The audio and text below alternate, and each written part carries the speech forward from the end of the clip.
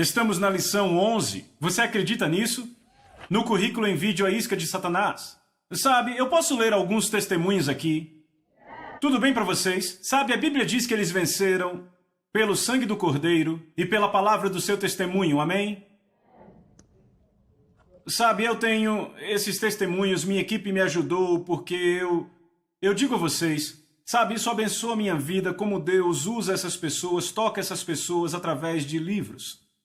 O primeiro livro que eu li foi A Isca de Satanás. Há cerca de 1 ano, quando li o primeiro capítulo, pus o livro de lado e disse arrogantemente no meu coração, eu não tenho ofensa. Esse livro não é para mim, mas para fulano de tal. Então o livro ficou na minha estante e semanas depois o Espírito Santo literalmente me levou e eu o peguei de novo e li de novo. Desta vez eu ouvi, o Senhor falando ao meu coração me trouxe cura e me expôs uma área onde Deus vinha tentando tratar. Essa é Pat do Havaí. Separamos, deixa eu apenas... Sabe, deixa eu ler apenas mais uma aqui, temos tantas, mas... Sabe, o testemunho que realmente... Bem, deixa eu ler esse aqui. Seja pela ira no trânsito, em casa ou pelo mau humor na televisão, a sociedade hoje se tornou mais arrogante e indiferente.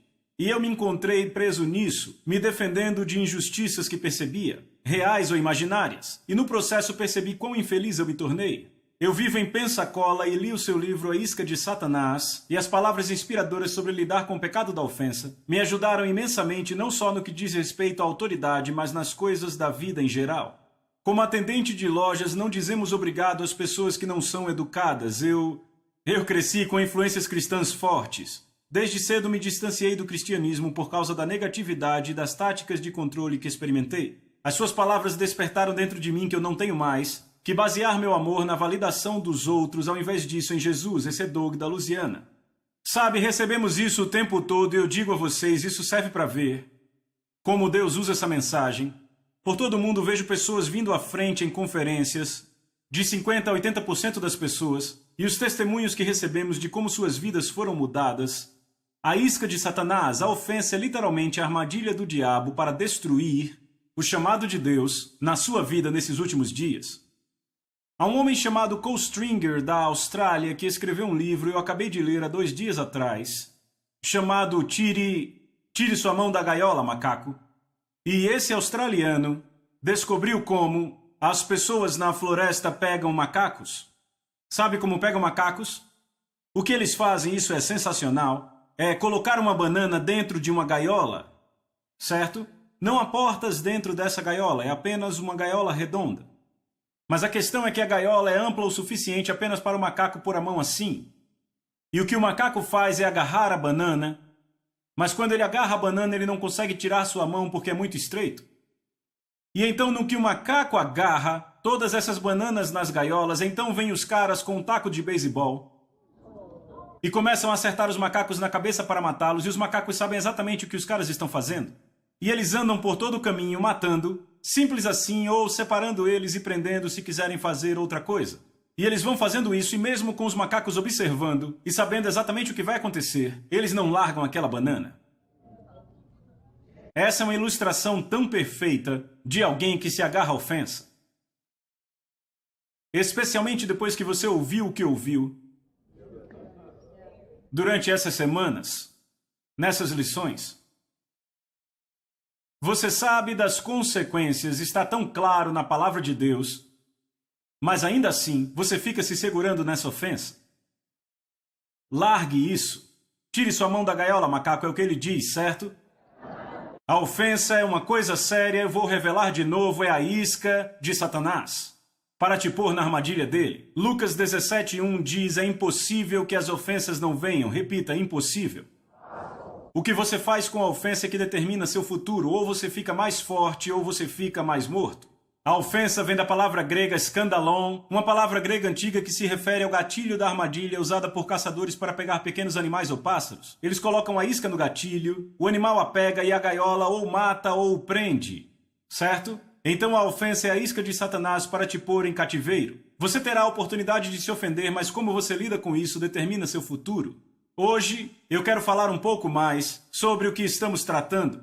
Não se deixar levar pela ofensa. Agora, quando uma pessoa se deixa levar pela ofensa, A razão para isso é que ela sente que a pessoa que a ofendeu lhe deve algo. Vocês lembram da última parábola que falamos na lição passada? Lembram do servo que não perdoou? Lembram disso? Quando seu conservo agiu errado com ele, o que ele fez o lançou na prisão, certo? Até que ele pagasse o que devia. Quando você guarda ofensa por alguém, você sente como se essa pessoa te devesse algo, houvesse uma dívida que não foi quitada. Na realidade, você está se colocando como juiz. Porque você está julgando o que lhe é devido, e na verdade a Bíblia diz que é apenas um juiz e é Deus. Quando você se agarra a essa dívida, você está se agarrando a uma vingança não cumprida. Não é verdade? Porque você quer a vingança é seu pagamento, não é verdade? Agora, a amargura não é nada mais do que vingança não cumprida. É uma ofensa que teve permissão para criar raízes no coração de alguém. Você não teve vingança, então ela cria raízes e cresce. Quando a raiz de amargura cresce no coração de alguém, a Bíblia diz que ela corrompe você. A Bíblia diz para examinarmos os nossos corações cuidadosamente, para que não haja em nós nenhuma raiz de amargura, pela qual muitos foram corrompidos. Hebreus capítulo 12. Vou dizer de novo. Devemos examinar a nós mesmos cuidadosamente. Diga cuidadosamente. Para que não haja nenhuma raiz de amargura, pela qual muitos se corromperam. Agora, uma raiz é algo que começa com uma semente. A semente é a ofensa. Estão comigo? Se essa semente é regada, se for nutrida, vai crescer. E o que cresce é uma planta muito destrutiva na sua vida. Vai te corromper. Eu penso que a pessoa que exemplifica isso melhor do que qualquer outra é um jovem chamado Absalão. Se olharmos para Davi, lembra que falamos de Davi algumas lições atrás, como Davi foi muito maltratado por Saul, mas Davi não mordeu a isca. Ele não se ofendeu. Quando Saul foi julgado por Deus, o que Davi fez, amigos? Davi, o quê? Ensinou a todos os homens de Judá uma canção de amor. Ficou de luto por Saul ter sido morto e abençoou seus descendentes. Esse não é o sinal de um homem amargo. É o sinal de um homem com coração segundo Deus. No entanto, Davi teve muitos filhos. Depois que ele conseguiu o reino, teve várias esposas e vários filhos de cada uma dessas esposas, certo? Vá comigo, por favor, para 2 Samuel.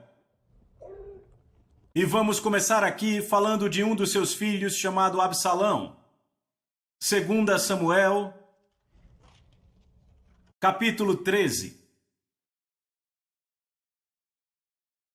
Depois disso, Absalão, o filho de Davi, tinha uma adorável irmã, cujo nome era Tamar. E Amnon, filho de Davi, se apaixonou por ela. Amnon angustiou-se ao ponto de adoecer por causa da sua meia-irmã Tamar, porque era virgem. E era impróprio para Amnon fazer algo com ela. Veja, Davi tinha várias esposas, certo? Amnon foi seu primogênito, de uma esposa. Absalão foi seu terceiro filho, mas ele veio de outra esposa. Então ambos tinham o mesmo pai, Davi, mas mães diferentes. Absalão tinha uma irmã que era linda, certo? Tamar. Amnon, o primogênito, se apaixonou por ela. Então ele já estava perdendo peso, se apaixonou por ela tanto, mas não era apropriado, porque ela era sua meia-irmã. Então um dos sobrinhos de Davi, um homem muito maldoso, disse a Absalão: "Ei, por que você está perdendo peso? Você é um dos filhos do rei. Faça o seguinte, finja que você está doente, e quando Davi perguntar da sua doença, peça ao rei para que ele envie Tamar a preparar a comida e te servir, para você se recuperar." Então, ele dá ouvidos ao conselho de um dos sobrinhos de Davi e faz isso. Ele finge que está doente, fica deitado na cama e quando o rei chega diz: "Por favor, envie Tamar a me alimentar." Então o rei ordena que Tamar o alimente. E Tamar fez uns bolos para alimentá-lo. E Amnon mandou que todos os servos saíssem. E depois fechou a porta e força Tamar até estuprá-la. Tamar desesperadamente pede para que ele pare, que ele peça ao rei, mas ele não faz e a estupra. E depois que ele a estupra, a Bíblia diz que o ódio que ele sentia por ela foi maior do que o amor que ele sentia antes. Não é interessante? Poderíamos pregar sobre isso um pouco. E ele a deixa de lado e ela diz: "Agora o que você está fazendo é pior do que me estuprar." Ele não dá ouvidos a ela e a deixa de lado. Quando isso acontece a ela, Ela pega sua túnica colorida porque as filhas virgens do rei vestiam túnicas lindas. Ela rasga a túnica e põe cinza na testa. E ela foi para a casa do seu irmão, Absalão. E lá foi chorar. Agora Absalão, ao ver a sua irmã estuprada pelo seu meio-irmão Amnon, ficou furioso e odiou seu irmão. Então por 2 anos ele esperou para que Davi vingasse a sua irmã, mas Davi ficou muito magoado, se irou, mas não fez nada sobre isso. Estão comigo? O fato de Davi não ter feito nada enfureceu Absalão. E finalmente Absalão disse: se o meu pai não vai fazer nada, eu farei com as minhas próprias mãos. Então Absalão organiza uma festa para os filhos do rei e contrata alguns homens e diz: quando eu der o sinal, quando Amnon estiver bêbado, vão e matem-no. Ele espera, faz isso, mata Amnon e todos os filhos fogem. Absalão foge para um lugar chamado Gessur e fica lá por 3 anos. Depois de 3 anos, Joabe diz: vejam, o rei se confortou com a morte do seu filho Amnon. Temos que trazer Absalão de volta porque ele perdeu 2 filhos, vamos trazê-lo de volta. Então Joabe vai ao rei e Joabe, através de uma mulher sábia, persuade o rei a trazer Absalão de volta. Então Absalão é trazido de volta e o rei diz: de forma nenhuma verei a face dele. Então, pelos próximos 2 anos, o rei Davi se recusa a ver a face de Absalão. Já são 5 anos aí. Vocês têm que entender algo. Absalão teve a sua vingança com seu irmão Amnon, mas ainda estava ofendido por ele não ter feito nada. E esta ofensa esteve no coração daquele garoto por 5 anos. Estão comigo? Aquela ofensa cresceu, ela criou raízes e cresceu, e agora ela está ficando pior e pior, nunca foi tratada. Vocês não sabem quantas pessoas eu já encontrei na igreja que não trataram com certas ofensas na vida. E essas ofensas têm crescido há anos. E o mais triste disso, amigos, é que uma planta é fácil de ser retirada quando jovem, porque as raízes não estão muito fundas, mas se você a rega por alguns anos, as raízes se aprofundam e é mais difícil de arrancá-la. É por isso que a Bíblia diz: não deixe o sol se pôr sobre a sua ira. Não queira permitir que uma semente de ofensa passe a noite germinando em você. Você não evita as ofensas, você confronta as ofensas, e vamos falar disso na próxima lição. Você tem que lidar com elas. É muito simples, é feito diante do trono de Deus, mas tem que ser tratado. Amém? Então, Absalão teve essa coisa crescendo em seu coração por 5 anos. 5 anos! Então, sabe, ele ainda está ofendido com o pai e, finalmente, Davi diz: certo, tragam ele até mim. E ele vem, Absalão se curva, beija a mão do rei e é restituído. Mas a ofensa ainda está lá. Então, o que Absalão começa a fazer? Absalão começa a separar para si cavalos e homens para irem com ele, e ele fica do lado de fora do portão da cidade, e todas as pessoas que entram que têm casos para o rei ouvir, o rei muito ocupado, e Absalão começa a dizer: se eu fosse o governante de Israel, julgaria seu caso. Então a Bíblia diz que ele roubou os corações dos homens de Israel. Agora, amigos, ouçam aqui. Sabe quantas vezes isso acontece nas igrejas? Pastores auxiliares tomam ofensa do pastor presidente e nunca tratam disso, e começam a roubar o coração de homens e mulheres na igreja. E anos mais tarde há uma igreja dividida. Você não quer ser um Absalão? Porque você vai ouvir o resultado de Absalão.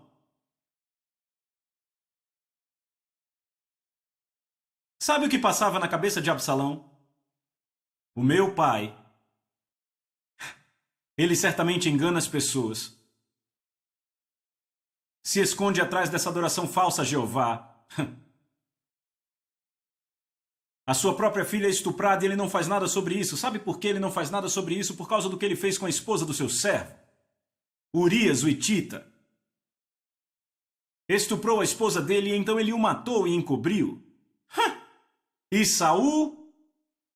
Ele perdeu seu reino só porque ele poupou um rei e alguns animais. E o meu pai estupra uma mulher, ainda mata seu marido e encobre, e ele é o Senhor adorador. Meu pai não fez nada pela minha irmã. Vem é regado. Ele vem pensando nisso há um longo tempo. Entendem isso? Amigos, deixa eu ler algo. Eu vou ler para vocês a contracapa do livro. Você se sente compelido a contar seu lado da história. Você luta contra pensamentos de suspeita e desconfiança.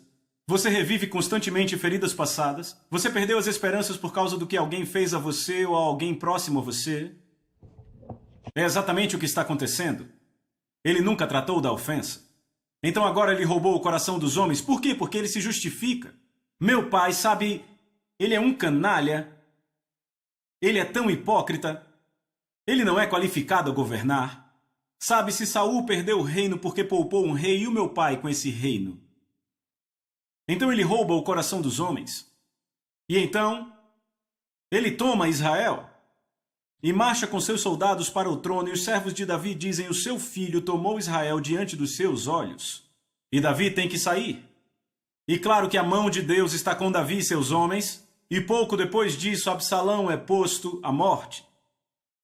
Sabe, até mesmo Davi deu a ordem: não o matem, mas ainda assim ele foi morto porque eu creio que foi juízo de Deus.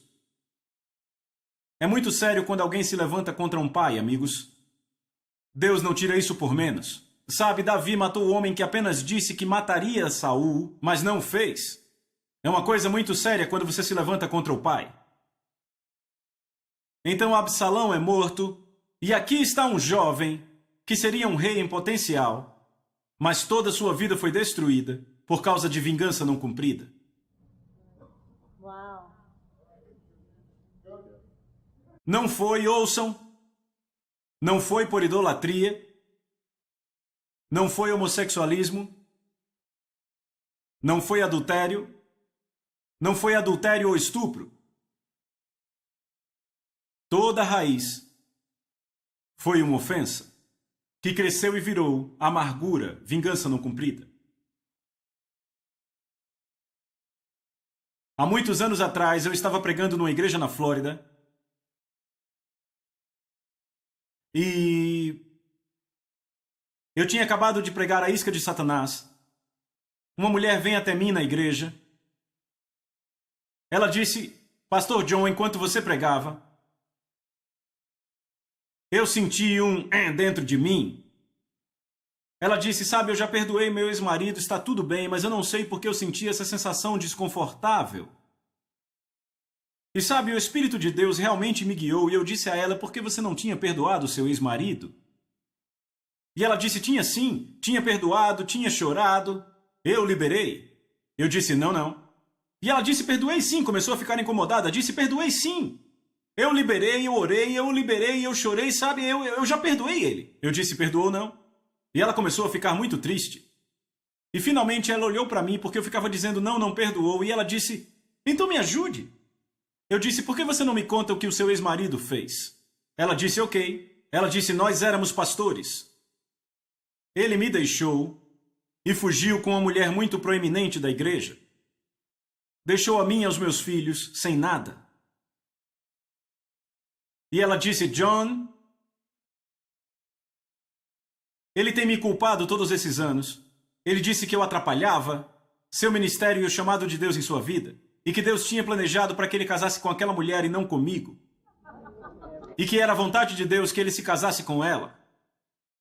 Sabe, isso é tão pervertido quanto o dia é claro, mas enfim. Então ele realmente machucou aquela mulher. Ela disse: agora eu estou casada, eu tenho um novo marido, ele me trata bem, eu tenho esse bom pastor agora, para quem ela trabalhava, ela era secretária. Ela disse: eu tenho dificuldades em me relacionar com meu marido e com meu pastor. Eu disse: é porque você não perdoou seu ex-marido? Ela disse: perdoei. Eu disse: continue. Ela disse: todos esses anos ele tem me culpado. E ela disse: ele nunca voltou. E disse: eu sinto muito. Eu disse: pare aí e encontramos a vingança não cumprida. Ela olhou para mim. Ela disse: o quê? Eu disse: ouça. A sua vingança não cumprida com seu ex-marido, sabe onde está? Não foi o abandono. Não foram as crianças, você tem um marido novo que cuida de você, cuida das crianças. Eu disse, não é a casa. Eu disse, a sua vingança não cumprida está em você querer que ele volte e diga, eu estava errado. Que ele se desculpe. Eu disse, senhora, se Jesus esperasse que nós voltássemos para pedir desculpa, ele nunca teria nos perdoado na cruz. E ela olhou para mim e arregalou os olhos assim. Eu disse, senhora, quando ele foi pendurado na cruz, ele disse, pai, perdoa-lhes, eles não sabem o que fazem. Ele não estava falando dos soldados, não falava dos fariseus, ele estava falando da próxima geração e a próxima geração e a próxima geração, até eu e você, porque eu e você pusemos ele lá. Eu disse, ele nos perdoou, antes mesmo de dizermos, eu sinto muito. Sabe quantas vezes pessoas vêm até mim e dizem, bem, eu vou perdoá-lo quando ele vier se desculpar. Se Jesus esperasse você se desculpar para te perdoar, você já estaria no inferno. Jesus escolheu te perdoar, antes mesmo de você dizer, sinto muito. Eu disse, sua vingança não cumprida é você querer que o seu ex-marido volte e diga, eu sinto muito, eu estava errado. Eu disse, quer saber, é isso que tem te mantido cativa todos esses anos. Eu quero que vocês vejam isso mais uma vez antes de irmos para a lição final. Em Romanos 12, lemos de novo no verso 17. Não retribuam a ninguém mal por mal. Procurem fazer o que é correto aos olhos de todos. Se for possível, no que depender de vocês, vivam em paz com todos os homens. Verso 19. Amados, não procurem se vingar, mas deixem com Deus a ira, pois está escrito, minha é a vingança, eu retribuirei, diz o Senhor. Deus diz, minha é a vingança. Ele disse, não são vocês que se vingam. Por quê? Porque Ele é o juiz. Quando nós determinamos que alguém nos deve algo, nós nos colocamos no lugar do juiz. E de acordo com Tiago capítulo 4, verso 12, e Tiago capítulo 5, verso 9, eu vou ler aqui, há apenas um legislador que é poderoso para salvar e destruir. Quem é você para julgar o próximo? Irmãos, não se queixem uns dos outros. Irmãos, isso é um comando. Não se queixem uns dos outros, para que não sejam condenados. Posso ler mais uma vez? Não se queixem ou reclamem uns dos outros, para que não sejam condenados, eis que o juiz já está às portas. Amigos, Deus é o justo juiz. Ele vai aplicar o julgamento correto, amém? Ele vai retribuir de acordo com a justiça, amigos. Agora ouçam, se alguém agiu errado e genuinamente se arrependeu, isso quer dizer o quê? Que Jesus vai liberá-lo. Mas alguém vai dizer, sim, mas o que ele fez foi contra mim. Não contra Jesus. Mas você tem que lembrar o que você fez contra Jesus. Estão comigo? Mas ele escolheu liberalmente perdoar, quando você e eu não merecíamos. Sabe, se você quer saber a verdade, estamos falando do próprio fundamento do Calvário. Isso é cristianismo. É quando você libera alguém que não merece ser liberado. É por isso que Jesus vem e diz, ei, eu quero mudar sua forma de pensar. Você sabe o que a palavra santidade realmente quer dizer? Sabe o que quer dizer santidade? Santidade é do hebraico kadosh, que simplesmente quer dizer no sentido puro um corte por cima. Repitam, corte por cima. Sabem, antigamente, se você lembrar, você entrava em lojas de roupas e você encontrava tecidos medianos, tecidos bons, tecidos muito bons, e tinha esse tecido que estava acima de todos, certo? Certo? Quando Deus diz, sede santos porque eu sou santo, o que Ele está falando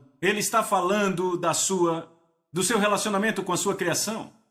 Como Ele nivelou a sua criação por cima. Então Ele diz, sede santos como eu sou santo. Ele está dizendo, eu não penso como você. Eu não falo como você. Meus caminhos não são como seus caminhos. Subam ao meu nível de vida. O que ele está dizendo é isso, amigos. Sabe, ele não está falando de usar o cabelo de uma certa forma, não usar maquiagem ou não poder usar calça. Você pode usar um vestido até o seu calcanhar e ter um espírito sedutor saindo da bola do seu olho. Ok? Amém? O que ele está dizendo é isso. Por que você quer ficar andando com as galinhas no celeiro quando eu te chamei para ser uma águia? Eu quero que você veja como eu vejo, fale como eu falo, pense como eu penso. É por isso que Jesus chega em Mateus capítulo 5, do verso 38 ao 42, e ele diz: vocês ouviram o que foi dito? Olho por olho e dente por dente, isso é vingança. Ele diz: mas eu digo, e aí vem o nível mais alto de pensamento, certo? Mas eu digo, para não resistirem à pessoa má, Deus resistiu a você antes de você ser salvo? Ei, eu fiz uma pergunta, cadê a resposta? Para não resistir à pessoa má, mas se alguém o ferir na face direita, ofereça-lhe também a outra. Sabe o que Jesus está dizendo? Ele está dizendo: ei, ouçam, o amor de Deus opera sempre arriscando se machucar de novo. Eu vou falar de reconciliação na próxima lição, vou deixar isso bem claro, mas vejam isso. Ofereçam também a outra.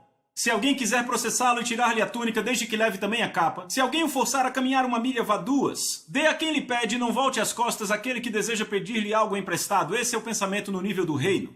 Não é o pensamento de vingança. O pensamento de vingança é o pensamento do mundo. É o caminho das trevas. É perigoso, demoníaco e terreno. É a sabedoria que sobe de baixo. Estão comigo? Mas a sabedoria que desce do alto é, antes de tudo, pura, pacífica, amável, compreensiva, cheia de misericórdia e bons frutos. Deus diz: venham ao meu nível de pensamento, subam ao meu nível de vida.